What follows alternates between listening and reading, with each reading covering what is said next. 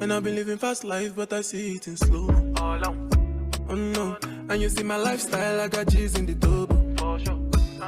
See many people there outside where they feed man's oboe. Oh no, I mean I stand the defender like Joseph Yobo.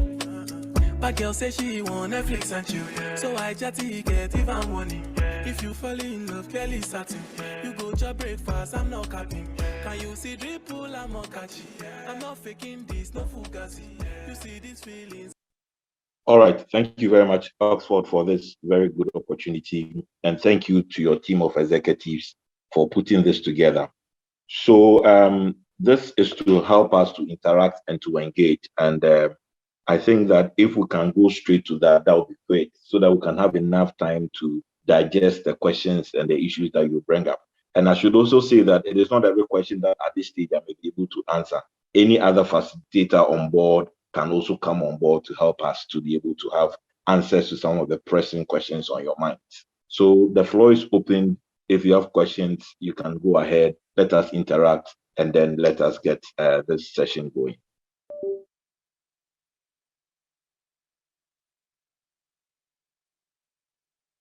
Thank you very much, Don Apia. So, our participants, we are welcome, and then we'll be waiting for your questions. So, if you have a question, you can put your hand up, and then we'll call you, and then you have the opportunity to ask your question. And Oxford, as we wait for the question, maybe I'll be talking so that as and when the questions are ready, just draw my attention, and then we can go straight to the question. But to also say that what we're doing here is a very important part of the process of getting us ready for work, ready for jobs.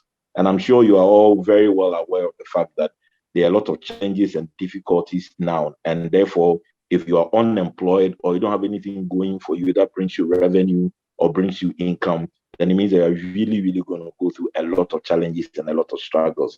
So all the processes we are teaching you is to help you get ready for the job. So if there's any question, please don't hesitate at all. Let us hear your questions, and then we'll gladly answer that for you. I think you can also type it in the chat box. If maybe where you are, you're unable to speak, you can also write it up in the chat, and then Oxford will read it for us, and then I will get to respond to it. So as we still wait for your questions, we just want to recap the importance of getting ready for a job. A lot of young people are saying that there are no jobs, we need jobs, but how many of them are critically ready for job?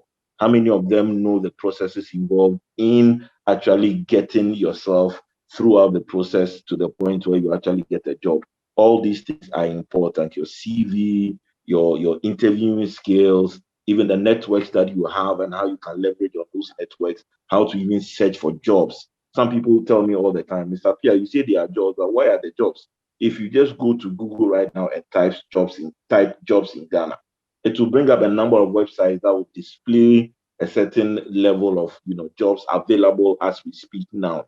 And then once you go through the job descriptions, if it is something that appeals to you and you are ready to actually apply, then you can go ahead and then you can apply. I've seen that somebody has typed in the chat room, what's the difference between CV and resume? CV and resume. Okay, that's a good question. Any other question? Let us have a number of them so that when we start responding, we can go through it. How many pages should a CV have? Interesting. So with that particular question, let me start from that angle. Okay, let me just open up the chat so that I can see. Okay, so the first one says that what's the difference between a resume and a CV? The other says that, please, good morning. The last class was amazing. I wanted to know how to get employed with a second class lower degree. Thank you. And then somebody says, how many pages should a CV have? So let me start from the difference between a CV and a resume. Typically what they say is that CV represents a full history of your academic credentials, all right, as well as your working experiences, and then the necessary skills that you have that you bring to the table, all right. And then the resume usually is a concise and straightforward picture of your skills and your qualifications for a specific position or for a specific role. All right. So let me put it this way. Typically, when you are asked to present your CV, it's a more detailed document that you present. But usually the resume, sometimes people want to have an overview of what it is you have done and what it is that you're capable of doing. So typically, when you're asked to submit a resume, it may not necessarily be as lengthy or as bulky as a CV will become, because a CV captures almost every single thing. In fact, when you are using your CV to engage, usually what they ask is that you should be able to show your background, your qualifications, your trainings, the certificates you have acquired, everything about you. Okay, but typically for the resume, it's for a specific purpose or for a specific role. So you can have a general CV which talks a lot about you, from your schooling days to the extra curriculum things you were doing and all that and all that. And then the resume sometimes is just straight to the point. So you just go straight to it within a number of pages, 1 to 2 pages. You should be able to capture your CV aptly. So sometimes your resume will go ahead of you. And if the employer or your recruiter would want more information, they may specifically ask that you furnish them with your CV. But the point is that let's not make too much, noise about CV, resume. The point is all these talks about what it is that you can do. And like I said in the first time we engaged, your CV should be, or your resume should be specific to the job role, so that you weave the story and tell the story in such a way that anybody that lays hands on that document will know that you are best fit for that. Okay, so that is how I'd want to attack that first question. How many pages should a CV have? We don't have any fast rules about this, but typically depending on the level of entry. So you just imagine you have just graduated from the university and you just have a national service as the work experience you have. And for somebody like that, your CV is about 7 pages. What at all are you writing in that 7 pages? It is very, very important. What at all are you writing in that 7 pages? All right. So typically, I advise job seekers that your CV should be as simple as possible. So it means that it could be a page, it could be 2 pages, it could be 3 pages. But the lengthier your CV is, the more difficult it is for your employer to go through to be able to identify the specific skill sets they want to see in the CV before they progress you to the interview stage. All right. So don't think that the more pages you have, the more likely you'll be picked, or the more likely you are going to have a job. Your CV should be as concise as possible, especially looking at your level of entry, because you cannot compare yourself who is just entering the job market to somebody who's been working for the past 20 years. Of course, because the person has been working for 20 years, the person may have a lot more experiences and a lot more, maybe trainings and qualifications and exposures that may be captured in that CV. So if a person that has graduated from the university fresh, you're looking for entry-level job, and already your CV is 7 pages, 8 pages, then by the time you are done 20 years, your CV will be like a whole book.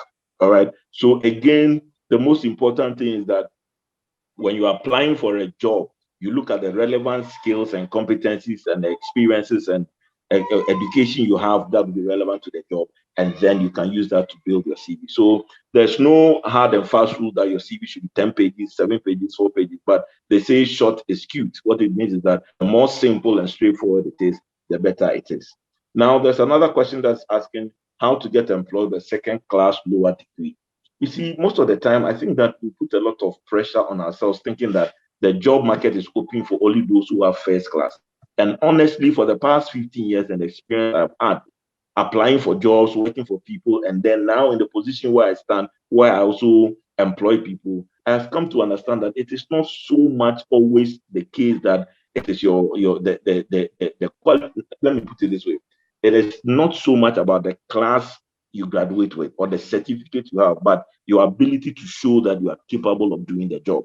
So somebody may have a second class lower degree, but may have a lot of relevant experiences that may be needed in a particular job. And for that matter, the employer or the recruitment people will be more tilted towards that person, even though you may compete with somebody who has a first class degree.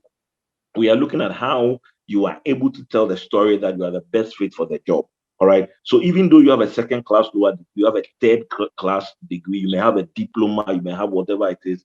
The most important thing is that you have relevant experience and you are able to tell the story to show that not only do you have relevant experience, but you have the requisite skills. And some of these soft skills we've been talking about, it's not a skill that you acquire in a lecture theater. It is something that you have to develop yourself and you have to grow yourself. All right. So my answer to you, Gilbert, is that, or to the person that asked that question, is that you don't necessarily place a limitation on yourself because you think you have a second-class lower degree, or you have a third-class degree, or you have a diploma and this one has a master's and this one has a PhD. The most important thing is that whatever qualification you have, you are able to tell the story that you are the best fit for that particular job and for that particular role. All right. So that's how I will put that. Then somebody says, is it compulsory to attach your certificate to your CV?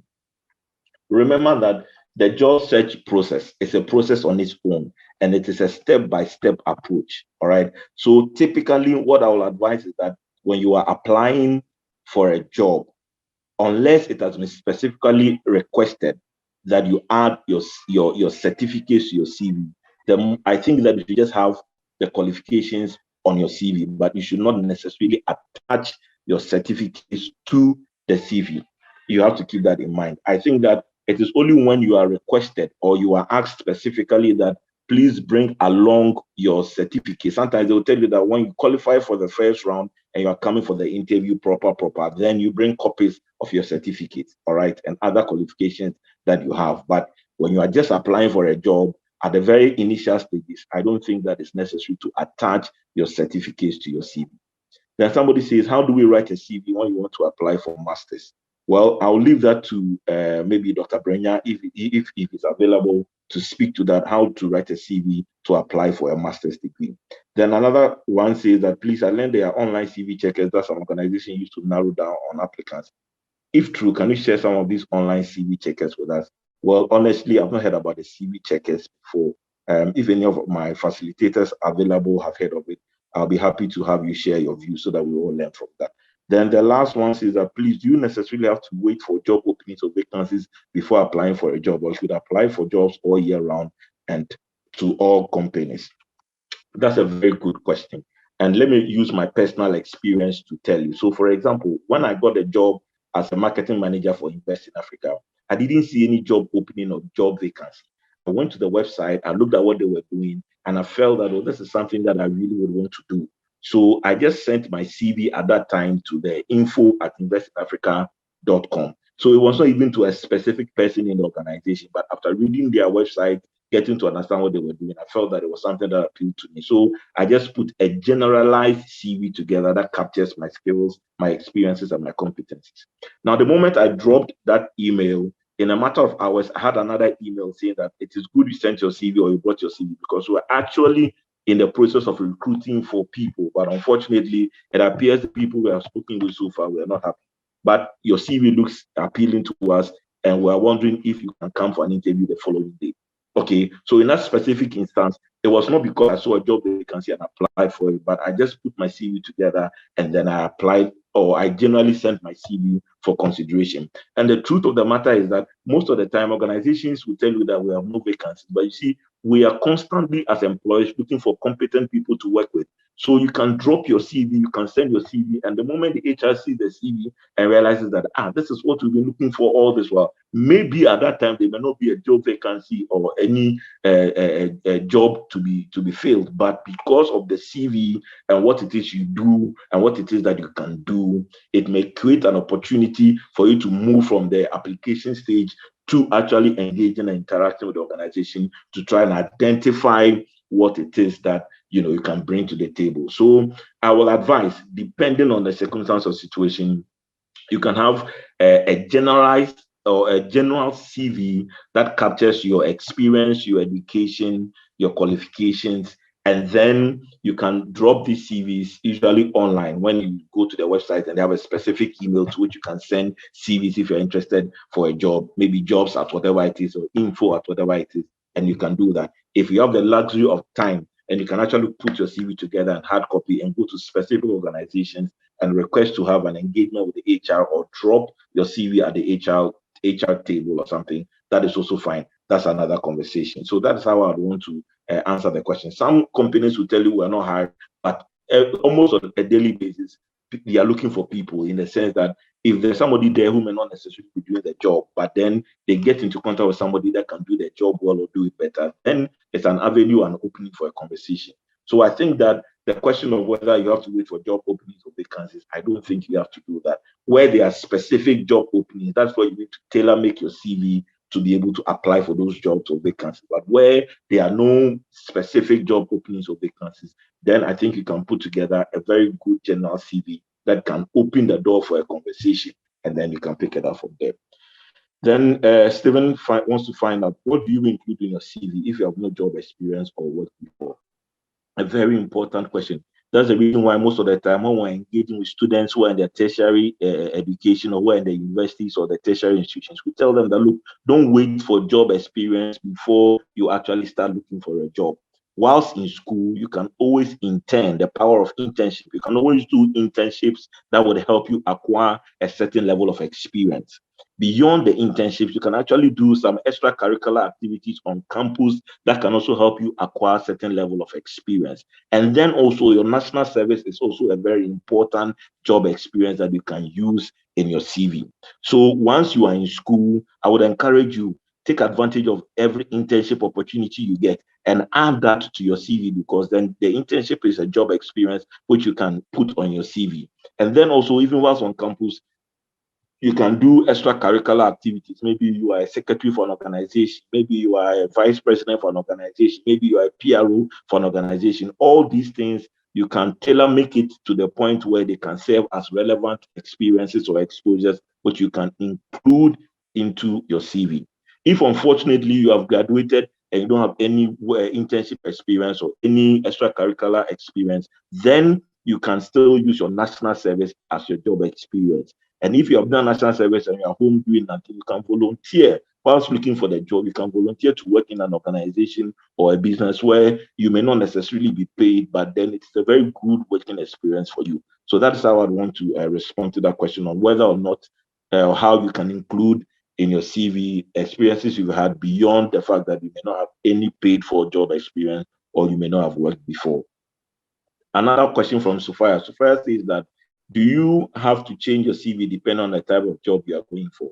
Yes, I'll answer categorically yes. What I mean and what we keep saying is that if you're applying for a customer service person, you need to be able to arrange your CV for it to show that you are best fitted or best suited for the role of a customer service person. If you are applying for a marketing manager, if you're applying for a different job role, you have to have the job role in mind, because sometimes the job role will tell you the specific skills and requirements they want. And you should be able to put your CV together to be able to appeal to that particular job you are looking for. So you can't use one CV to apply for every job. One CV and you're using it to apply for every job. And it's even more serious when for one organization, they have about 5 vacancies. And you are the same person applying for all these 5 vacancies with the same CVs. At the point, you are confusing your HR. So what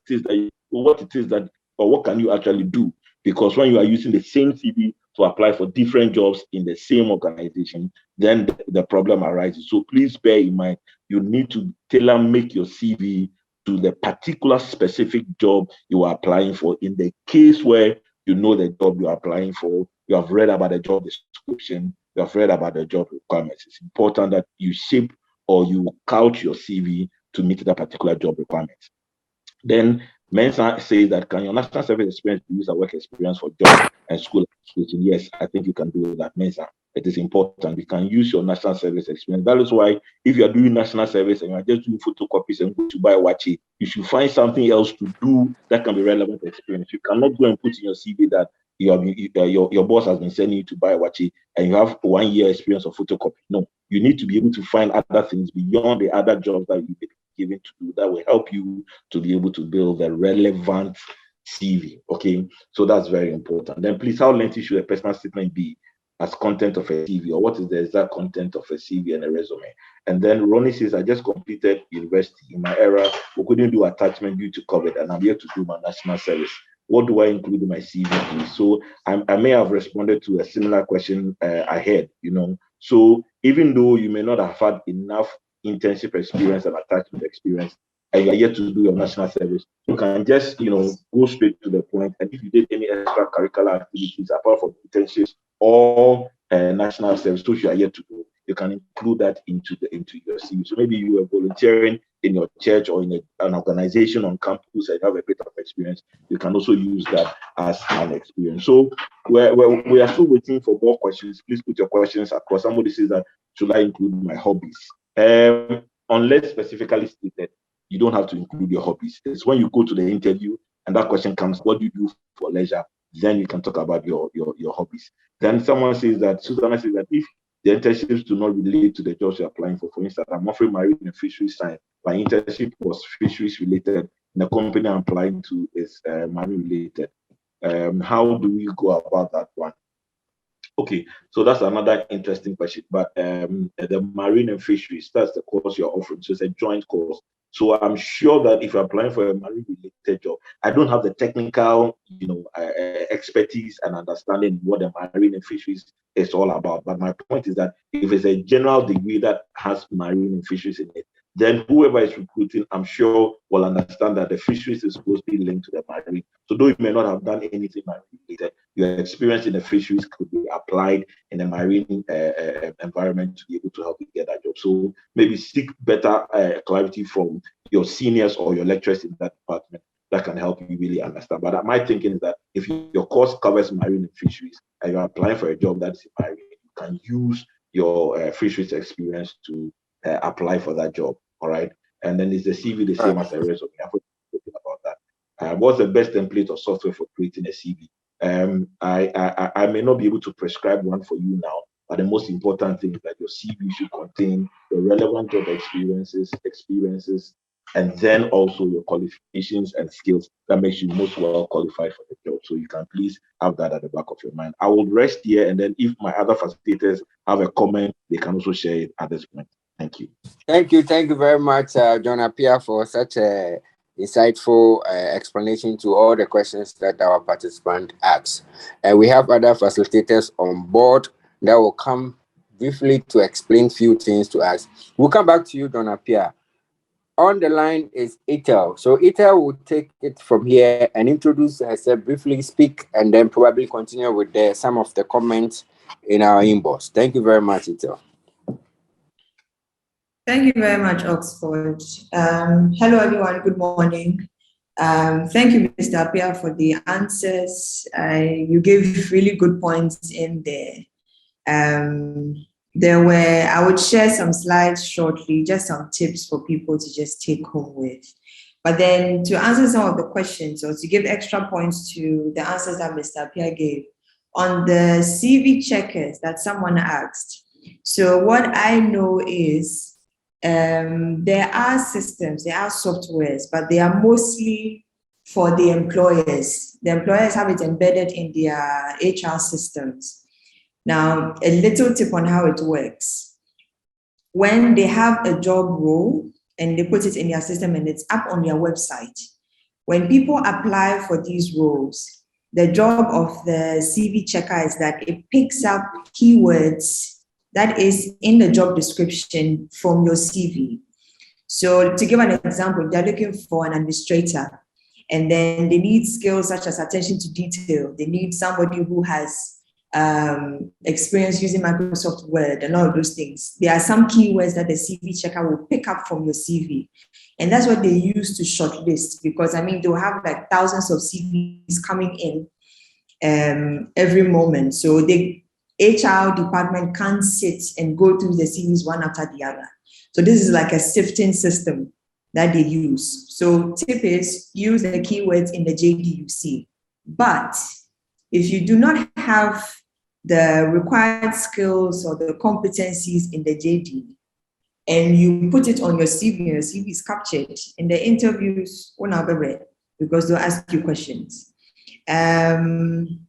I saw a question on how lengthy your personal statement. Hello, Ethel.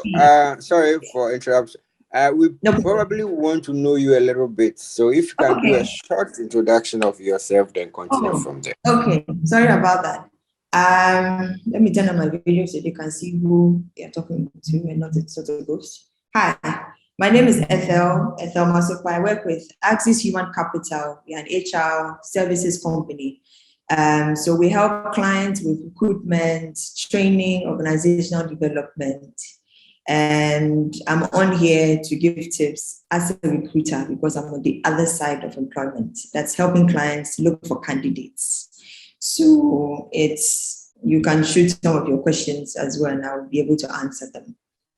My background is in HR.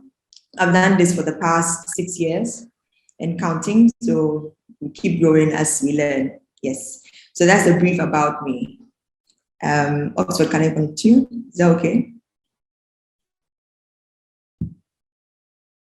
It is okay, but we're enjoying the video, so I think you have to put on your video so that we can appreciate the conversation well.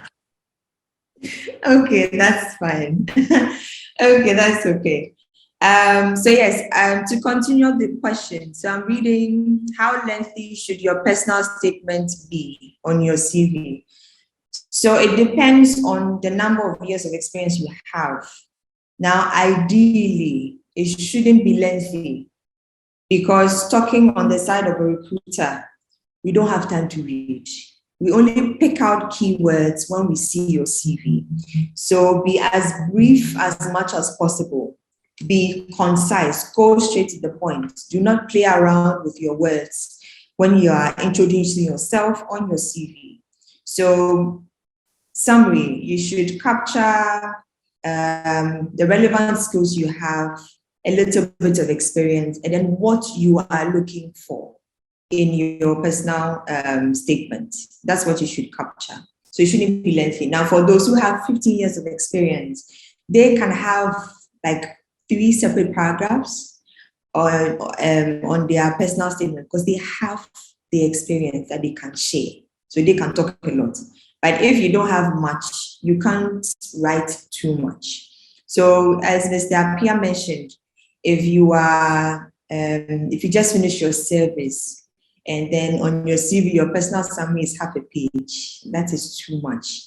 Your half a page, you could take out the skills and whatever you have in there, break it down into your work experience or whatever skills, soft skills you have to share, okay?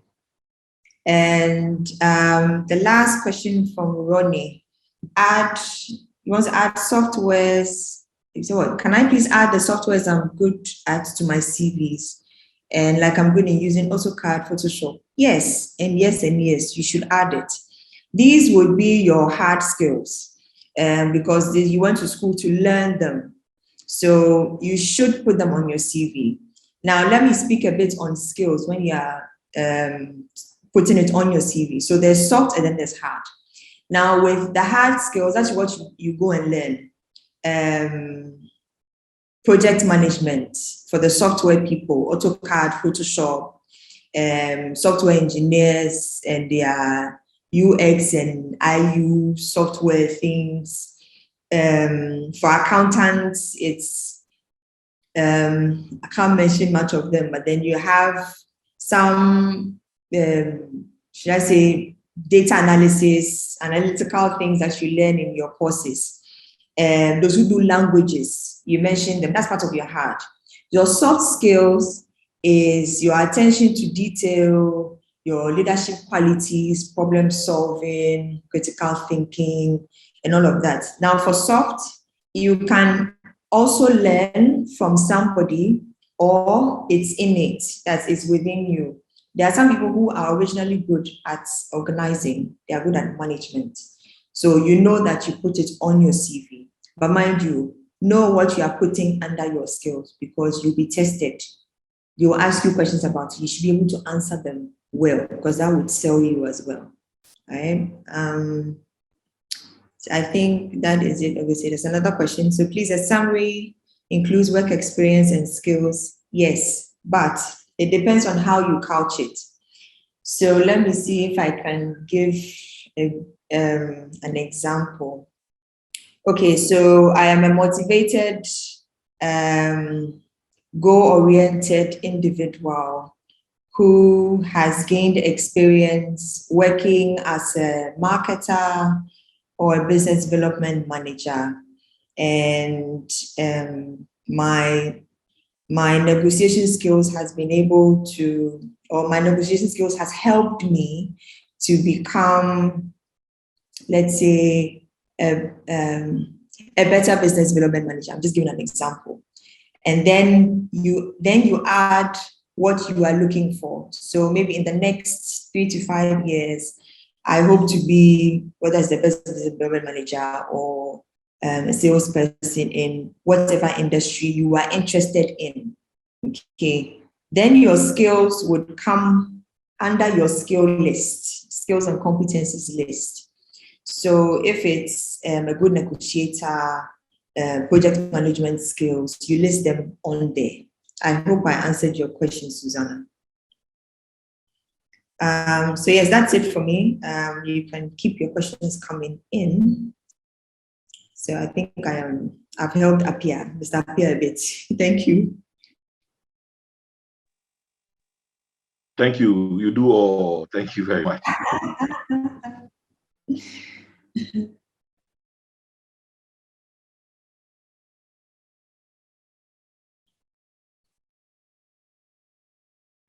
Okay, Mr. Appiah can also continue with the question. We also have Kingsley. Kingsley, if you are still online, you can also contribute to the responding to the questions.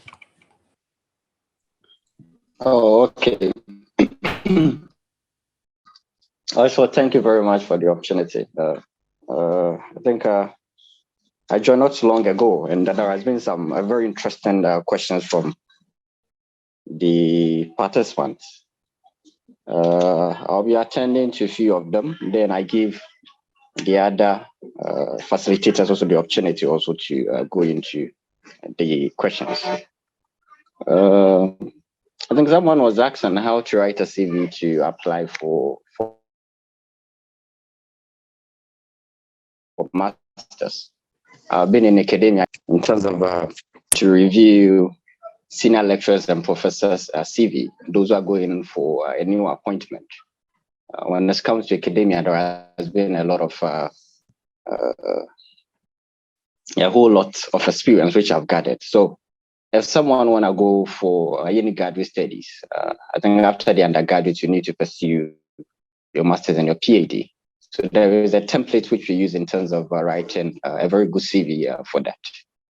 We should always know that CV is not always only for job recruitment.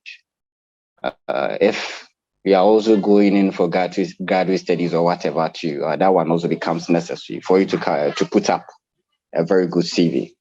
The last time I was also sharing, even in terms of any applications which you are writing, it's always necessary also to make it present in the form of a CV form, because it is more or less like your skills, your working experience and everything which you are using in terms of applying for any role.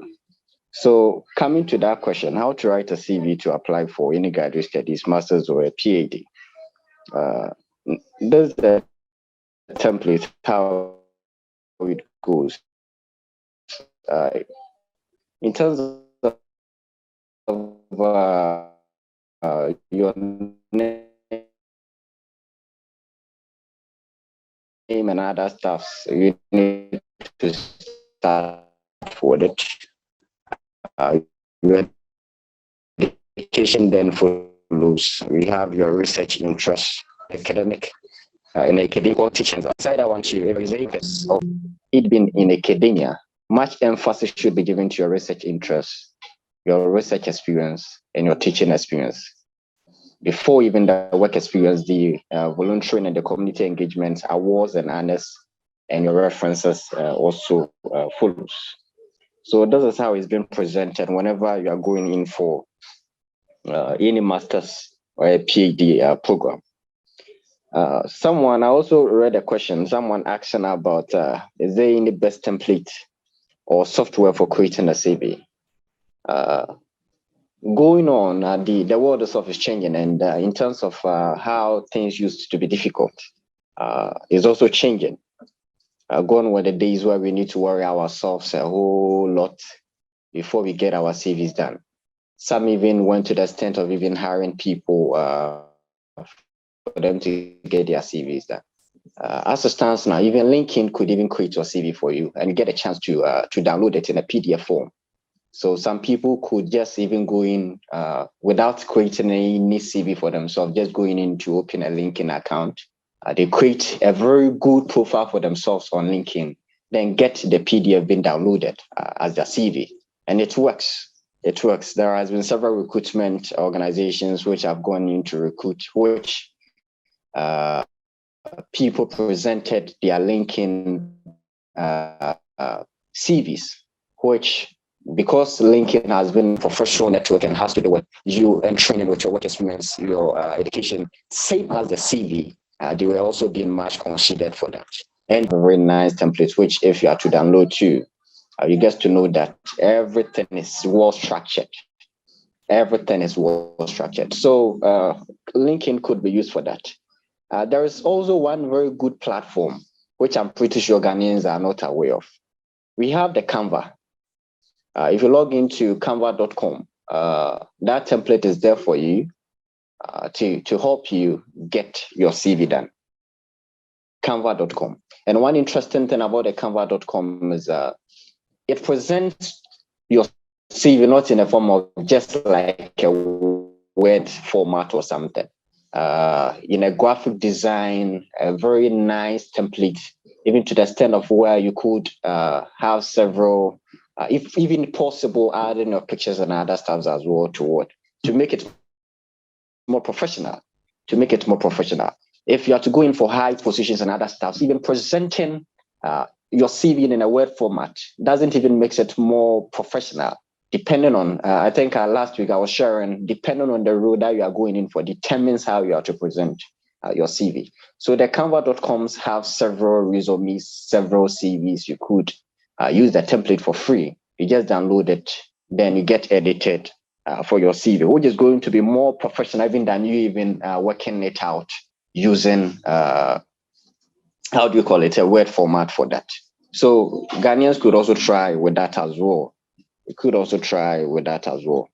I think let me go to the comments section if there is any other question which I could address. Then I leave other facilitators also to touch on that as well. Other aspect of it, if assuming you are also going in for a position in the academia, whether teaching assistants or whatever, too. It's also been in academia.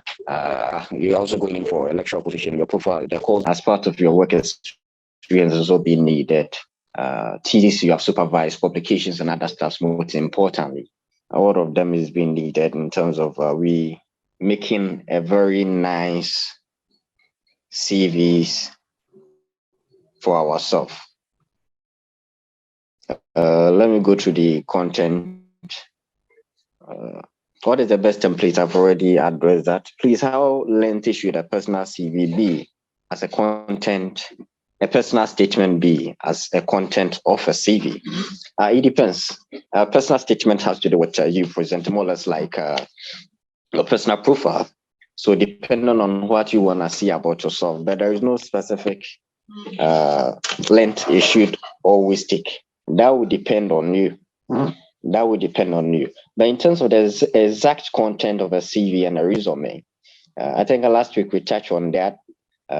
It's always much preferred to let your CV be 2 or 3 pages. Much preferred, but depending on your position, the position you're applying for. I think last week I said that assuming you are going in for a senior role, like a senior manager or whatever, because of the lengthy experiences and other stuff which you'll be putting into your CV, you may not be able to present it in about 2 or 3 pages. I even cite an example where I've reviewed senior lecturers who are going in for a professor's role, which their CVs were about 8 pages. So depending on what position that you're applying for determines the length of your CV. But as a starter, as a lower or middle person who is going in for a position, it's always advisable to let it be 2 or 3 pages. Resume could take a page, and a CV takes 2 or 3 pages. Please, can I add the softwares? Sure, I think it has already been answered. Okay. Can you apply for more than one position? Interesting. From Sophia, can you apply for more than one position in a particular company? Sure, it can be done. It can be done. It can be done. You can apply for more than one position in a particular area, but you need to present or you need to apply them differently. You can't apply one. You can submit one CV for 2 or 3 positions in a company. You need to apply them differently. There has been several times I've been working with a recruitment team, which we got to realize that some people are applying for about 2 positions in the same company. There were about 8 positions the company were looking for. There were 8 positions. So I got to realize that some people were applying for 2. So depending on where you didn't fit was where they were being given. So it's possible for you to do that. You can apply for more than one position in a particular company. Can an immediate NSS personnel apply for a higher position? Why not? You can. It's possible for you to do that. It's possible.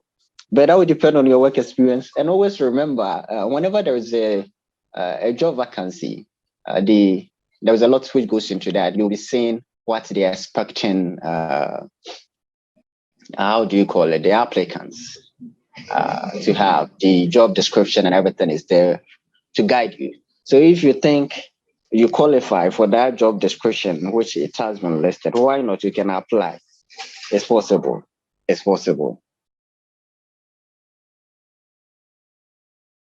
Someone is asking, is there a difference between a resume and a CV? I wasn't here the last time, so I want to know the difference between a resume and a CV. They are the same, but from a different perspective and concept. The US call it resume, and we in the British, I think the British side, we call it CV. So in Ghana, we deal with CV, but not resume. So for US applications, most especially whenever they're expecting you to apply, in terms of a resume, they're expecting, US don't like plenty stuffs.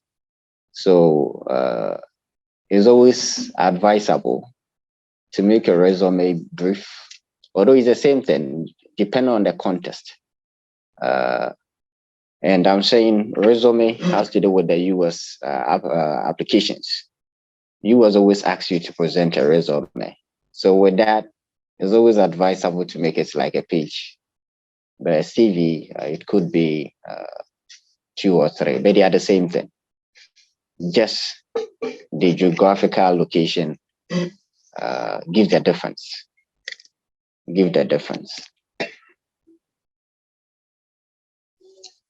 Okay, so Mr. Ashford, I'll pause here. I'll come in again in the course of the discussion. I'll pause in here for other facilitators also to take over. Thank you.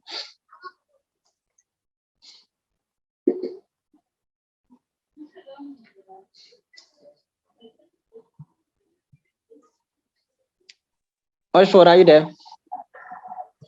Maybe before he comes in, good job done, sir. Very, very good explanations. I just want to add a bit to one question that came in as to whether a national service person can apply for higher jobs. You know, to a certain extent, the national service is like a compulsory requirement. So not everybody who does national service is straight or fresh from the university or fresh from the tertiary institution. So there may be people that may have other work experiences and all that, but then it is required that they do the national service. So they may do the national service, and after that, they can apply for other things. And again, like my brother rightly said, it's about your ability to do the job. I can link that to some of the experiences I had. I know some jobs I applied for those days, they wanted 10 years experience. And honestly, I had about 4 years experience. But what we should realize is that the recruiter or the employer is interested in someone who can actually do the job. Because there may be people with over 10 years experience, but may not be able to do their job because their job history and their job experiences doesn't show that they are capable of doing their job. So one of the things that sometimes is a restriction to a lot of young people is that, oh, I don't have the number of experience. Oh, I just finished my national service. And then they think that that should be a limitation on its own. I think that there's nothing wrong if you apply. If you don't get, you don't get. But at least if you're able to tell the story properly, that you are capable, you have the requisite experience, and you can actually do the job, you may be given the opportunity to at least go into the interview session. And then at the interview session, a number of things may happen. I remember for one of the jobs I applied for at that time at the British High Commission, there were multiple jobs available for people to apply. And then at that time, I looked at myself and I felt that, well, there's a manager role and there's an assistant manager role. But I'm not going to apply for the manager role because I felt at that time, my thinking was that it was above me. So let me apply for the assistant manager role. I applied, I went for the interview, and the feedback I got from the HR through an email was that you did well in this interview, and we even think that you can actually come back and interview for the manager role. All right. So sometimes it happens that way. Your employers or your prospective employer is always looking for somebody who can actually do the job.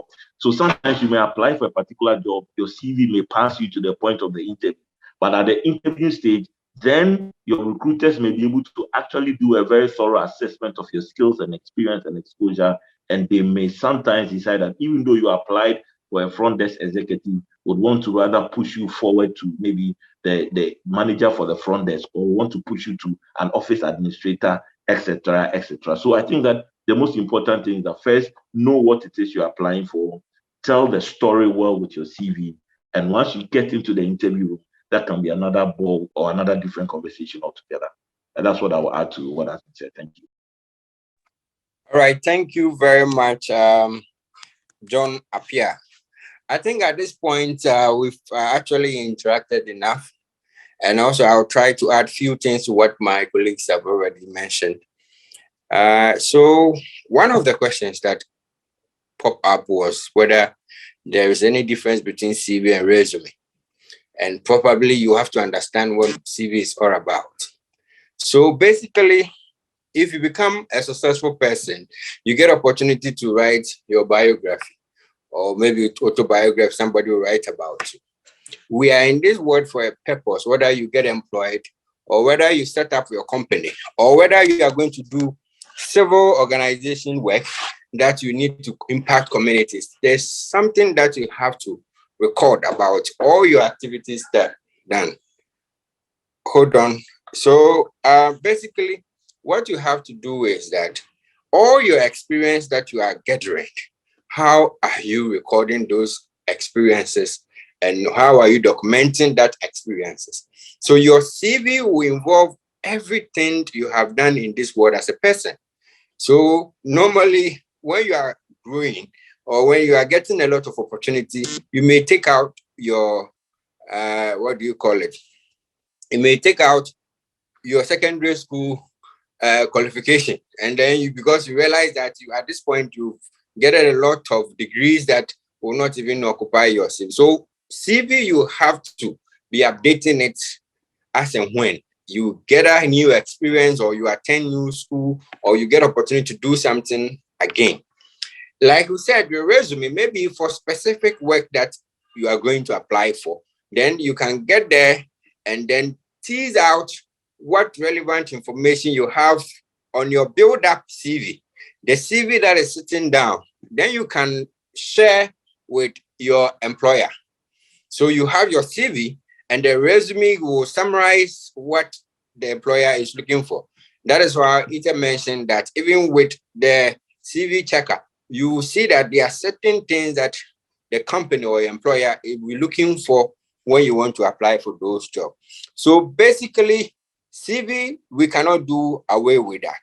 So it is how we are documenting our life experience, things that we are standing out for, what we came to this world to do. Record that. And like we mentioned earlier in our conversation, many people don't know you. And it's a document that they read that will prompt them to call for conversation or call for the interview, like my friend John Appiah mentioned. You put your information there. It is how you want to be addressed.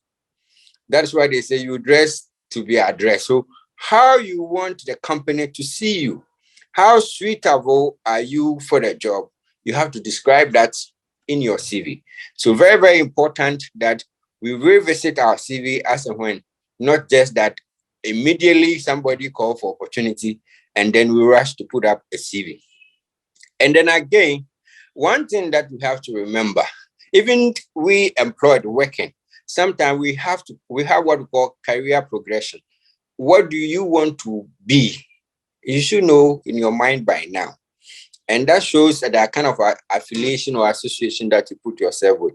So at a given point in your life, even as we are working, you could be a director, you could be a consultant, you could be what are you going to do next? So it call for you to apply for certain kind of job, to even be talked to.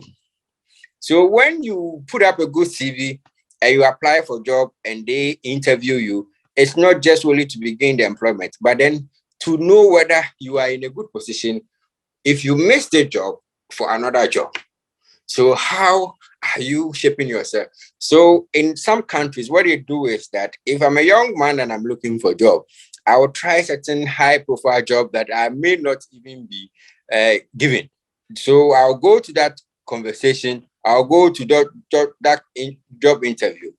If you are fortunate, the things that they mentioned as a pointers or the correction that they make in your CV or your interaction with them, use it to build up your next CV for next available job. And we don't have that confidence to put up our CV, so we might not even have the confidence to speak to the HR after we've lost that job opportunity. In a proper circumstances, what you can do is that you can actually get a feedback from the employer. So I remember there was a job like that. What you do is that after the interview, if you are confident enough that probably you should have been given this job, you can call the HR and ask the HR that, okay, obviously you receive your letter that you were not given this job. You want to find out what went wrong and what went right. And they will honestly give you feedback on your CV. And like I said, to boost your confidence or will enable you to be apt for the next available job. So we are young people, we are looking for jobs. There are too many opportunities. And the whole world is facing challenges. Ghana is no exception. We are all having challenges. But then in the midst of our challenges, we are the people that will make the things or make the economy improve. You have to make sure that you are available to be employed, and you have to make sure that you are also available to create other job opportunity for your friends. If you know your part is to be employed, then make sure that you do the relevant things so that you can be employed. I'm trying to see if I can answer a few questions that are popping up.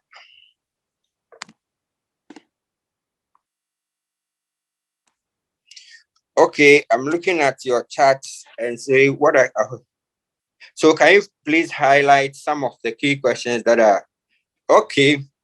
Well, so basically, most of the key questions that they really want you to know yourself. So definitely, there's no interview that you attend that you will never be asked who you are or to actually tell them about yourself. And telling your employer about yourself, it is not to be roaming around or being all over the place. You have to be specific to things that are relevant. Most important things that your employer is interested in. So what makes you employable, or what makes you stand out in everybody that is coming for? What have you done? Who are you? So those are the questions that they will definitely will ask you. They will know proper interview. Maybe HR, who is also working as an HR expert, can come in here for this question. But they want to understand what you were able to do in your previous job and what you are coming to do on the next job. When I'm sitting here to interview you, what are most important to me is what are you bringing to the table? This is not a relationship, but this is a job relationship. What are you bringing to the table? What difference are you going to make in my job? It's not just because I have to employ you. And that is a question that we have to put up right now. Most of the generation that we find ourselves, the graduate that we find ourselves with, they feel much entitled that, yes, of course, I have finished school, then I have to get a job. It's not like that. Like I said, however you want to see the situation, we are in a competitive world. We are in a competitive world because the point is that even if there are 3 jobs, we are about 200 people. So you have to prove to your employer, pick me, I'm the right person for the job. So always indicate, and it's not too much to think about it now. It is again about what you were able to do whilst in school. So our minds, we all made those kind of jokes that, and immediately you finish university, your employer is asking for 6 year working experience. How are you going to get that? It's not actually taken, unless some jobs at high managerial position that they will ask you 10 years post first degree. That you get that. You can get 10 years post first degree. That means that all your experience before or during your university degree will not count. If they don't say 10 years post first degree, what you have to do is that you can mention all the volunteering job, all the internship, all the attachment, even if you were able to work with your parent business to support the business. That is the kind of experience you gain. So I know that some universities, they don't write project report. So they will ask you to, at the end of their final year, they will ask them that go and improve on a specific business. It can be the mamas and the papas business in your father's home. If we're able to do that, that can still count for the work experience that we are talking about. Let me look at again for a few questions here. It says that, so your answers to the interview question has to be straightforward. So if you know, you know. If you don't know, you don't have to lie about it. So basically, unless you have really read about the company that you are going for the interview, mostly you have to think on your feet. And that is one relevant skill that every employer will look for. Your ability to answer the questions that we're not even giving the cue about it. So answer straight up questions. And then if you don't hear your interviewer, the person asking the question, don't lie about it. Just ask them to repeat the question for you so that you don't answer wrongly. So be confident about it. And if you don't hear anything, you have to ask, and then you can be given further explanation too. So how do you see yourself in 5 to 10 years to come? Very well. Very, very important thing. So I don't know whether it's a question to be or it's a question about yourself. So the bottom line is that you have to punctuate or probably put your life or your whole life in frames, like say 5-year period, another 10-year period. So you have to ask yourself, what will you do, or what do you want? How do you want to see yourself in the next 5 years? It's very, very important. So you have the general goal that you want to be something, because we want to measure what you are doing to progress towards your bigger vision. The bigger vision will be there, but we want to understand what specific things are you doing so that you can actually get to the vision. So it's very, very important, that question, that how do you see yourself? It's a very, very important question. And again, if you have ever worked in a shop as an attendant, yes, of course, of course. You can even be at a call center. It's a work experience that you can add on your CV. But then shop attendant, it's not just because somebody comes to buy something and you give the person your observations. Your observation that can be put in advice to your employer. That, okay, so madam, this is what I have observed throughout my stay here, and this is what I think we can do. So what did you do as a shop attendant that you feel is a very good skill to be added to your CV? So check it out when you are working. Every work experience, everywhere you find yourself to work, be particular about the experience you are gathering. Be particular about the skills that or the work improvements you are bringing on the specific job, so you can record it. And then again, I have a question here. It says, can I send my CV to your email for review and feedback? Of course, I think we will call for that. So we will just want to see some CVs, and we also share with our colleagues so that they can give very good feedback about it. Yes, we'll be able to support, because at the end of the day, we believe that once you have taken an extra step to be on this program or on this webinar, you should be able to get jobs. So we are hoping that most of the people that joined in to listen to us will be able to get a job opportunity. Okay, I have a health and safety certificate, a seminar which my school organized for us to gain certificate. I have no experience in that field. Can I apply for vacancy related to the field? It depends on, you see, when you are looking for a job or when we are advertising job, we normally say that this qualification or academic qualification we are looking for or other related fields. So if you don't have, say, certificate in education or certificate in economics, then what are the related qualification you have?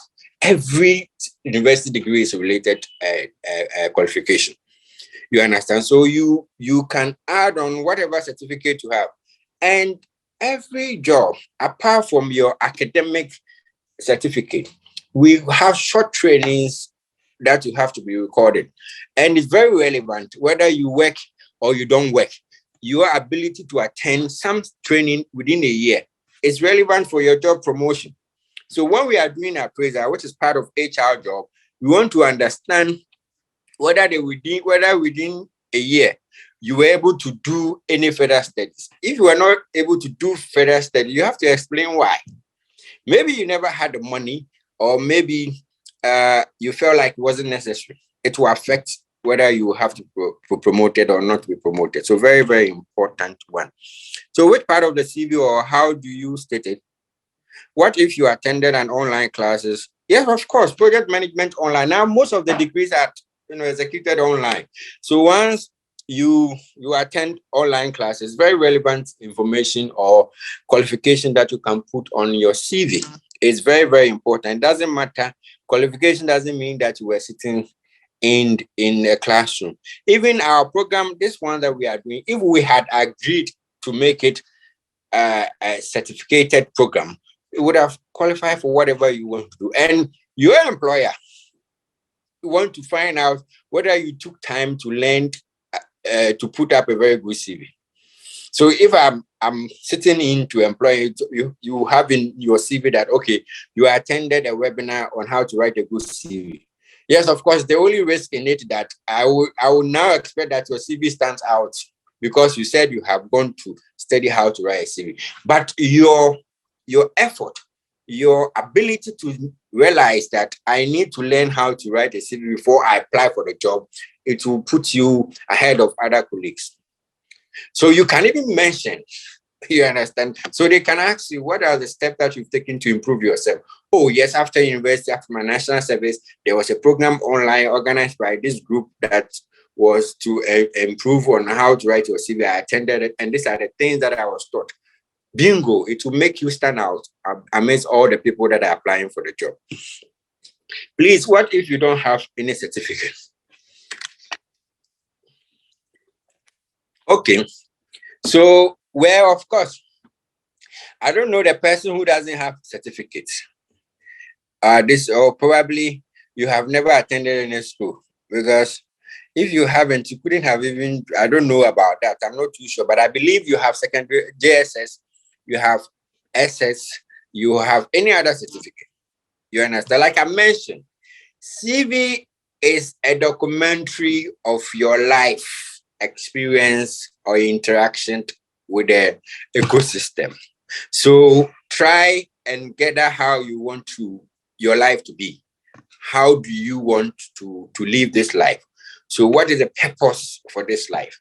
So you are only recording for us that when you came to this world, these are the things that you came to do. And so you have gained experience to improve. When employer wants to employ you, it is not just for you alone. The employer needs you most. I don't know whether that has been mentioned already by any of the facilitators. They need you most. So you are telling the employer that I can do ABC for you. That is the reason why you have to employ me. Preparation is very key. The preparation when meet opportunities, success become one inevitable word that we are talking about. Don't just pass through the system. Don't just pass through school. Just be ready that you are passing through the system to be relevant, to make a contribution. So it is not just because you finish school, so somebody has to give you a job. You have gone to study for 4 years in your school. What did you learn that is relevant to my job? What are you bringing on board? Please pay attention. What have you learned in your 4-year education program that will improve a specific job? That is what you are bringing on board as employee. Okay. So can I ask those and certificate to my CV that isn't related to the job I am applying for? I mean, at your level, you don't have too many certificates, you don't have too many skills. So every skill is relevant at your level. But then it depends on how you couch the statement. You understand? How you put up those statements that will enable your employer want to be interested in what you are bringing. So experience, they are there, you are gathering that. Every experience, so you have to find out if you ever done anything related, or if you attended leadership school. Leadership skills permeate every sector. So how do you write it so that your employer will be interested in that? I mean, certificate for the online program. Oh, okay. You want to find out whether we have certificates for online program. Okay, if you don't have certificate for the online program you've attended, yes, you can still put it up. You can still put it up. Yes, you can. You can make reference.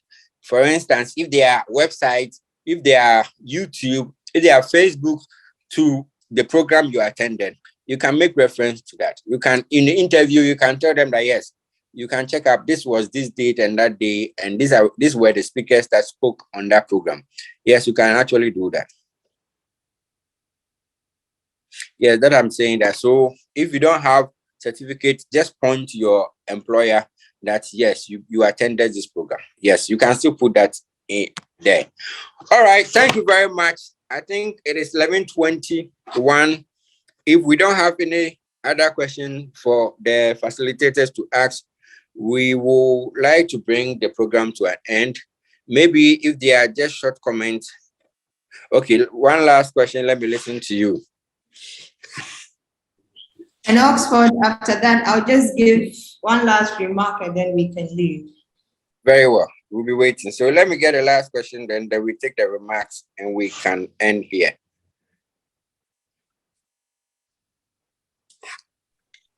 Maybe also, whilst we wait for the question, I can also pitch in my last words. Well, I think that the question about where do you see yourself in 5 years' time, from the experience I've had, honestly, at those times or during those days, I was just thinking about myself and where I want to go and all that. But I think that now employers want to know what your plans are, even with regards to the organization.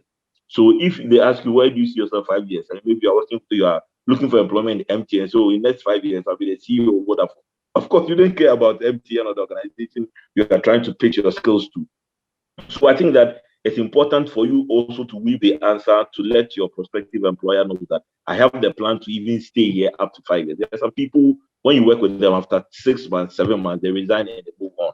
But at least that question will also help the employer to be able to sense gauge whether or not you have future plans for the organization. So, for example, in the next 5 years, I see myself as being very influential in building this particular company to the point where our revenues will get to that point or get to that point. Then the employer or prospective employer knows that you are thinking about me as well. You're not just concerned about yourself, or you're not just here to get experience and move to another organization. So sometimes it's a tricky question, but I think that it should be a balanced approach.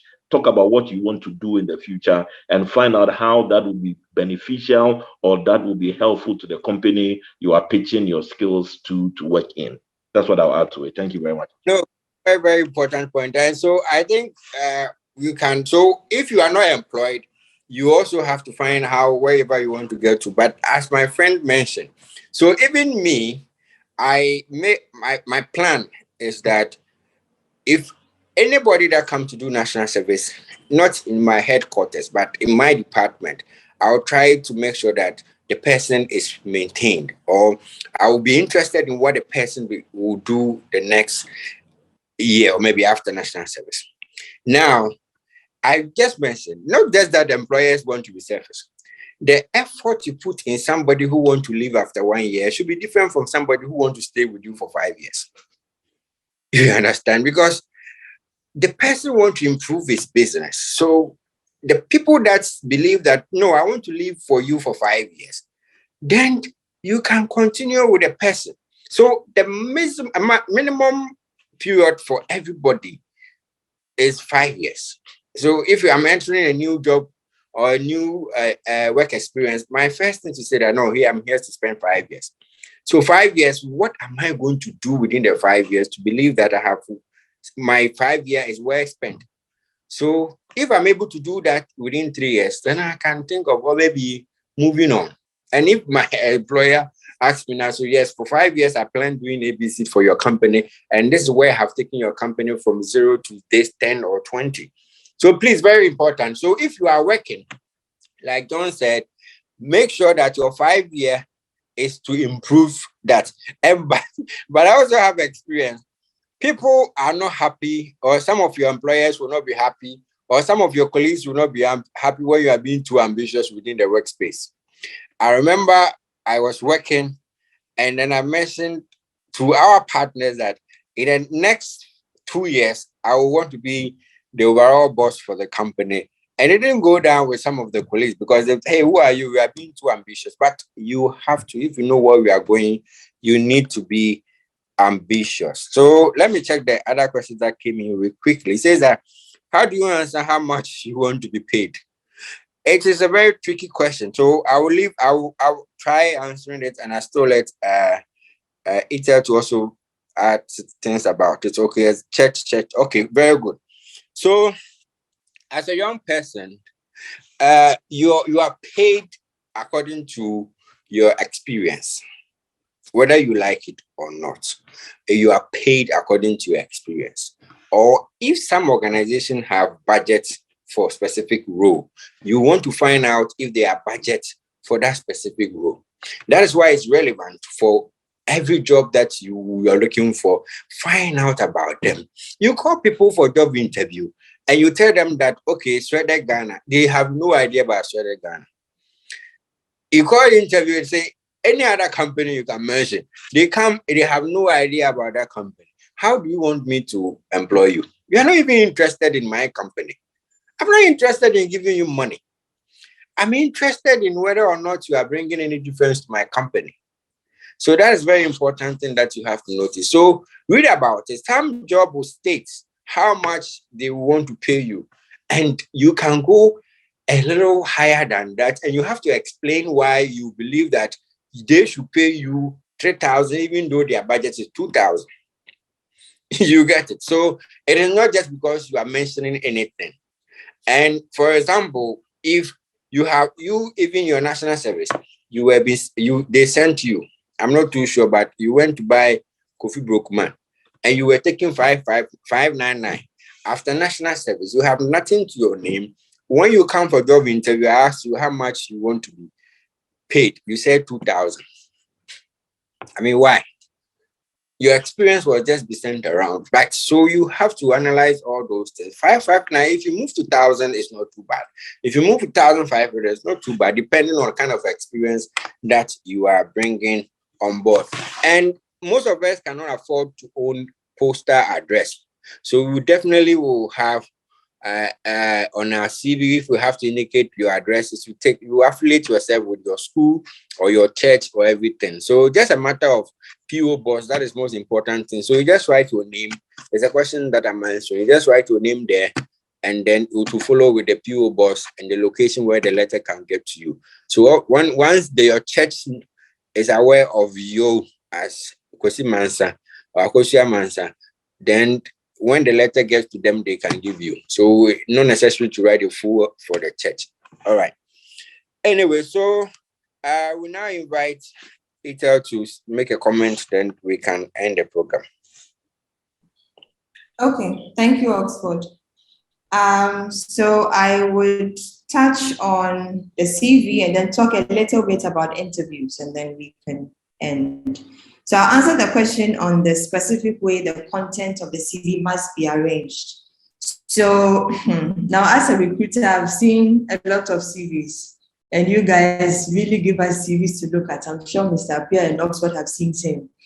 Now, standard CV outlook that we advise candidates is that keep it simple. I know Mr. Kingsley also mentioned using the Canva templates to use, but then keep your CV simple. Don't push your colors and tables and divisions and designs. We don't care. I'm not being harsh, but we want the content in the CV. So keep your CV as simple as possible. Strictly stick to the black and white, as in font black, paper black, as in white, no background design or anything. Now, in terms of arrangements, what we normally advise candidates is that keep your name, contact information at the top. It can be the header, but it shouldn't be on every page. So just the first page is fine. Contact details, email, phone number, make sure it's accurate with your name. And then you can move on to your personal summary, which is just a paragraph, a little summary, maybe 5 to 10 lines tops. And then you move on. It depends on what you want to show off first. There are some you can show off your skills first. Some will be your education. Some will be straight to work experience. Okay, so let me give 3 different scenarios. You can start with your personal summary. You can start with continue with your skills, your work experience, and then education. Okay, or you can start with personal summary. You can continue with education, work experience, and then the rest continues. Or you can start with your personal summary, straight to work experience, skills, education continues, and then skills at the bottom. So it's what you want to show off first. Again, make sure it is accurate. And then also with your CV, pay attention to typo errors. You wouldn't want to spell template as template in your CV. If you are writing decide or collaborate, you don't want to miss an L, because there are some recruiters or employers who are they pay attention to things. If you are making petty mistakes in your CV, they will take it as you make petty mistakes in the report you put together for them, for their customer. So take note of that. Typos, just be sure, read again, make sure everything is accurate. If you want, let somebody read it for you, so they can also see some mistakes you have done. Now, in terms of formatting, keep it simple. Make sure your margins are equal on both sides, header, footer, left and right. Make sure it's fine. And if you have to use tables, not too much, but desist to using lines in your CV, so it won't look too clumsy. Make sure it's as clean as possible. Okay, that's the tip I would give. Now, in terms of references, we normally advise that you write available upon request. 2 reasons. One, for data privacy purposes. There may be somebody who is looking for a particular person, and they happen to see the person's contact details on your CV. They will just quickly pick it up and then contact the person. You never know when the person's name or CV or your CV will go and land. Somebody will have access to those details. And also, you never know who has a problem with who on your CV. You may have seen this good job ad with this multinational you want to work with so much, but then your CV gets to HR, and then HR had a feud with somebody in your references. They will just throw your CV away. So just keep your references on a separate document, okay? Now, in terms of answering questions, now that's in interviews. I think I'll start in an order. Now, when it comes to interviews, I'm sure now most of you have engaged in virtual interviews, that's using Zoom or Google Meet or Microsoft Teams. I would like to give a tip on here. Just like the way you would dress formally to an in-person interview, dress the same formal way on a Zoom interview. How you set your camera, your background also matters. Supposing, so if you can see, I'm adjusting my camera now. Make sure it's like a passport size photograph. Yes, so they see everything. If it's in person, I mean, you are well dressed, officially dressed. If you're a man, tie, lady, nicely dressed, with the correct shoes to match with it. Your outlook is important because it's the first impression you will give before you even start talking. So that is also important. So take note of your non-verbal cues. The way you're using your hands, the way you're rolling your eyes, the way you're looking elsewhere when you're answering the question, whether it's virtual or in person. All these things, the employers or recruiters take note. Now, mind you, employers or recruiters have different ways of doing interviews. They have different things they look at that they use to assess you. There are some people who are behavioral psychologists. How you are answering the question with your hands or how you are rolling your eyes says a different thing, even if you are confident or not. So always be mindful of how you communicate when you're in an interview. Now, in terms of answering questions, so questions about, tell me about yourself. Go straight to the point. Sometimes the story of, I come from here and I'm the firstborn of this, and I am so and so years old. Sometimes it's not necessary. So when you say, who are you? Tell me about yourself. You are selling yourself. You are selling your skills. You are selling your experience. Don't talk too much. Just give pointers, details. Okay, so my name is Ethel. I am a coordinator. I am good at organizing events. I am good at this. I have had experience in coordinating so and so events, and it was successful, stuff like that. Now, when it comes to the question of 5 years, how do you see yourself in 5 years? Two things. If you are already in the company and they ask you this question, where you see yourself in 5 years, it's a trick question because they want to know if you run away soon or not. So, if you know you run away soon, you just be nice and be truthful as well. And that question is asking about your career. They want to know where your feet is going. You are a marketer now. Do you want to develop into a business development manager later? Do you want to be a sales manager in the future? Or you want to change into accounting? It's just to know. Now, on the other side, if you are in an interview, you're not yet in a company, and they ask you where do you see yourself in 5 years, same thing, it's career-wise. But then they also want to know that when they bring you in the next 5 years, would you still be with them, growing with them? Would you help them grow? Like the way Oxford and Mr. Pierre also mentioned, will you grow with the company? They want to hear these things. Again, do not lie. Be truthful as much as possible. Okay. There was another question I'd wanted to also touch on. Yes, so if you were working as a shop attendant, yes, write it. No matter the name of the store. In your work experience, you write your role, the company you work with, and then the duration. What's the name of the store? What were you, a shop attendant? What were you doing? Now, in this case, I would advise that always go online. We look at similar job descriptions and how they've captured the roles. Pick some of those things and put it in there because that's what you were doing. You were serving a customer. You were helping a customer identify a product that they needed in their home or in their car or for themselves. It's all part of it. It's all part of the work experience. You encountered a difficult customer who came or was shouting at you. You were able to calm them down. So all those things are experience we have gathered. About the certificate for an online program, yes, you can add it. But there are some employers or companies that are very picky about the online courses.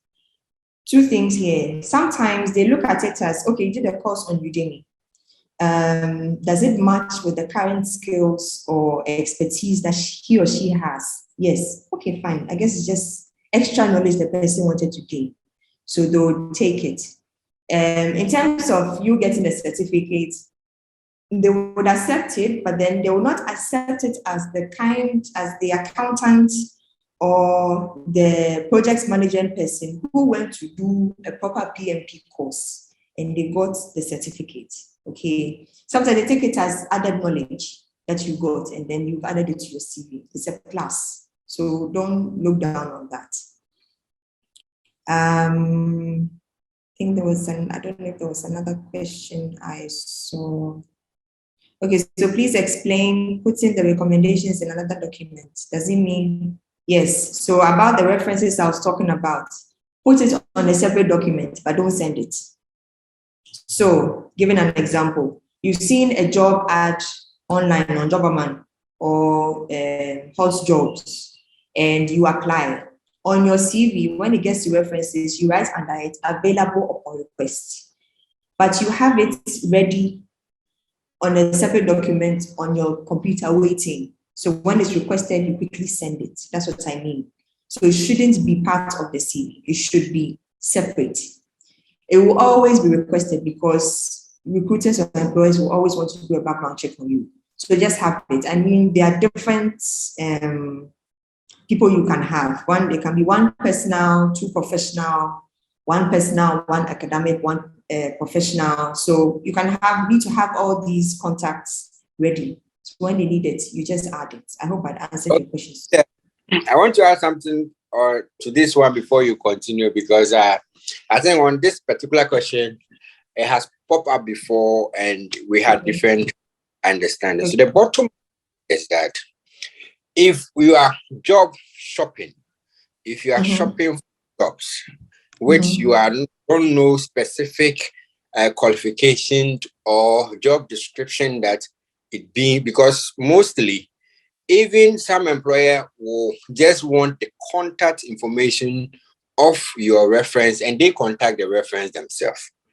And some just be part of the job description that comes with the job announcement. But what I want you to understand, if you are job shopping, you go to Jobberman, you don't even know specifically what you're looking for. So you may not necessarily put up a lot of information like she's saying, so that, like he said, once they intend to employ you, they would definitely want to know more about you. So that is the difference that we have to put up here. So some job call for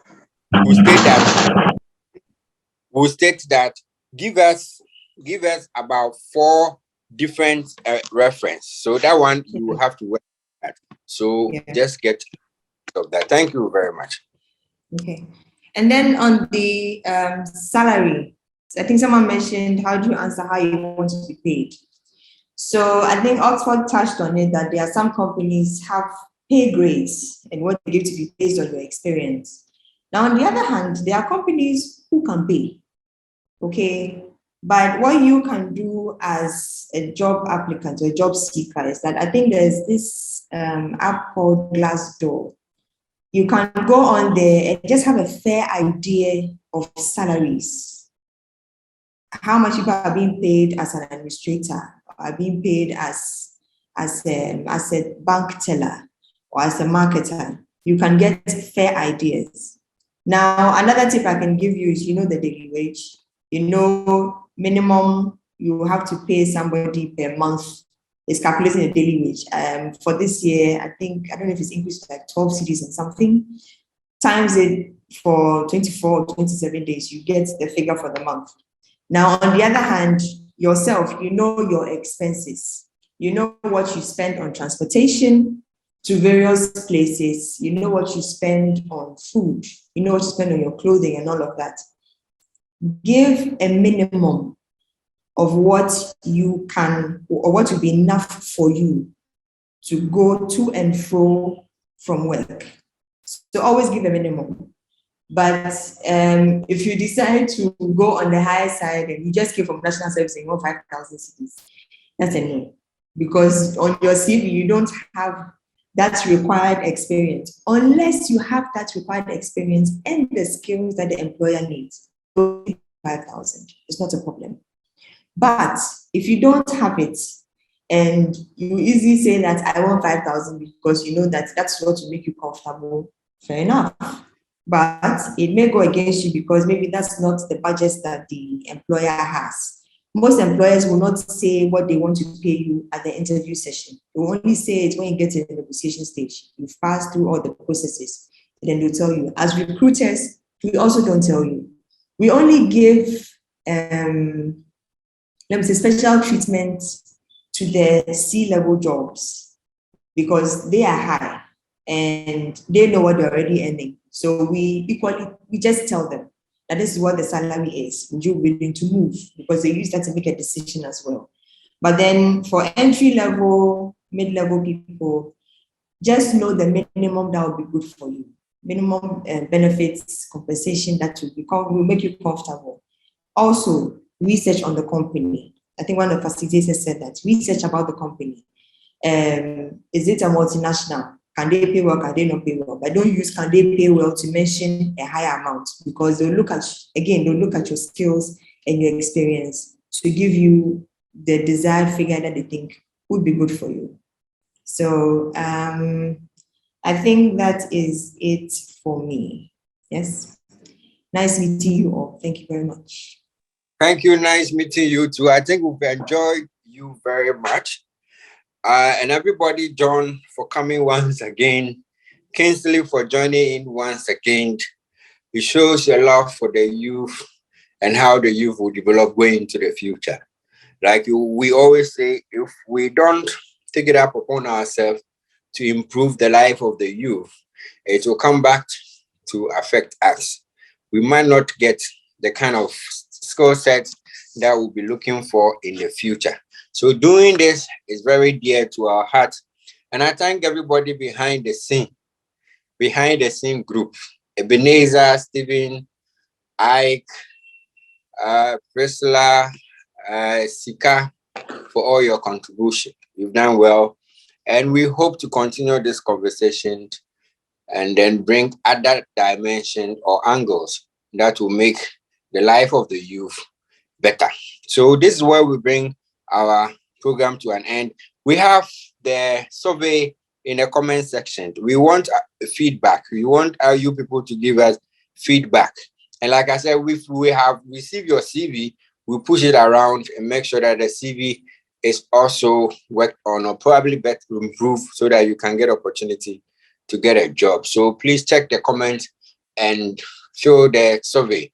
And those people who are finding it difficult to get online, what you can also do is that we'll put the video recorded version on our social media, on YouTube, and then on Facebook so that we can spread it for other people that were not able to get opportunity to listen to us, to also hear what we said today. Thank you very much, and we'll continue another day. Bye-bye.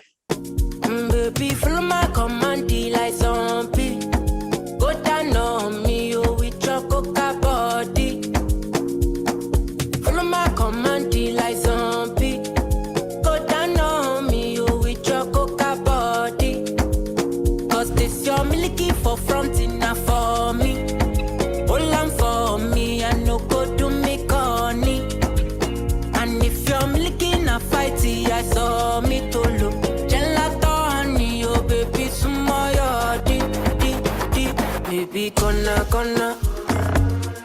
waka when you enter my licha.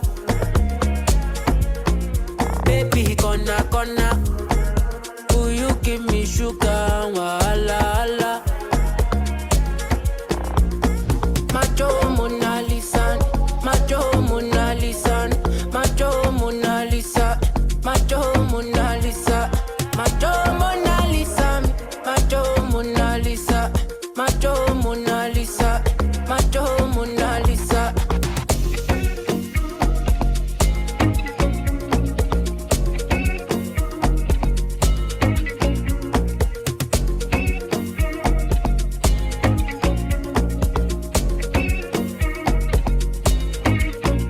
Girl, I'll be foolish if I don't let you indulge me. Your lips like poison. I'll take my chance with you.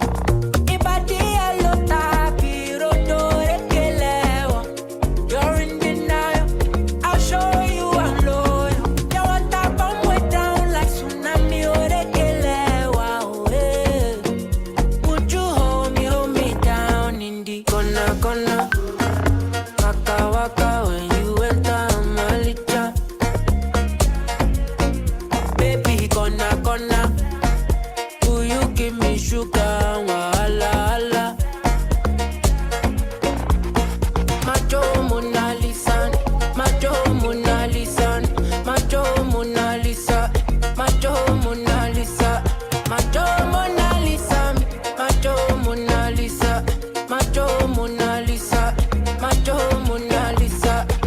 You're now listening to an official Oh So City mix. Oh So City, que rico, papi.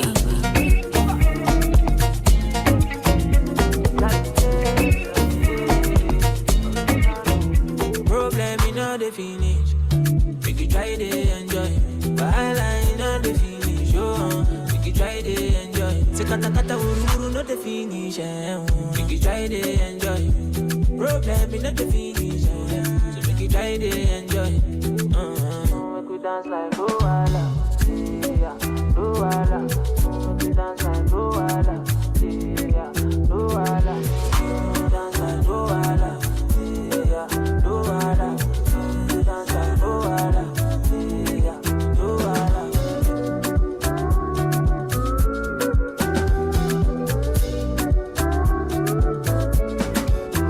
You see this life, I cannot kill myself. I just want to live my life if I'm judging. I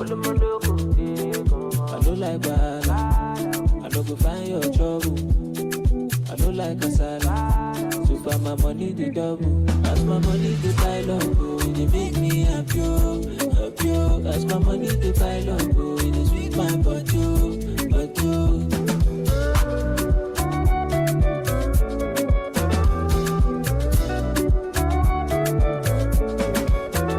Problem in all the finish. We could try to enjoy. Byline on the finish. Oh, we could try to enjoy. Sekata kata uru no the finish. We could try to enjoy.